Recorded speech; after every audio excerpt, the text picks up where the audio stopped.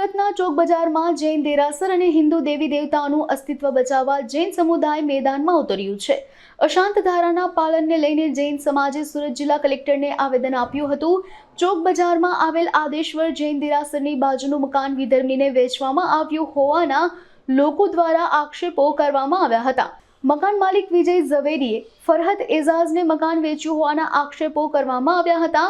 અશાંત ધારો લાગુ છે તો અશાંત ધારાનું કડક પાલન થાય અને હિન્દુ વસ્તીમાં વિધર્મીઓને મકાન ન વેચાય તે માટે આવેદનપત્ર પાઠવવામાં આવ્યું હતું।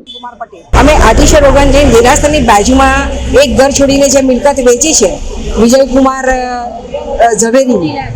વિજયકુમાર મોતીલાલ ઝવેરી, એ મિલકત વિધર્મીને નહીં વેચે એના માટે અમે આ 150 વર્ષ જૂનું દેરાસર છે અને દેરાસર જૂનું છે પણ આજુબાજુ રહેવાવાળા પણ બધા જૈનો જ છે। એ શા માટે વેચ્યું કારણ કે એ લોકો પાસે જાણવું પડે કે શા માટે વેચ્યું। એ લોકો સિગ્નેચર એ લોકોએ બધાએ બહારની વ્યક્તિની કરાવી છે, જે ખડકીમાંની એક પણ વ્યક્તિની સિગ્નેચર નથી। અમારી માગણી એ છે કે એ લોકો વિધર્મીને વેચે નહીં, એ લોકો હિન્દુને વેચે અથવા તો જૈનને વેચે।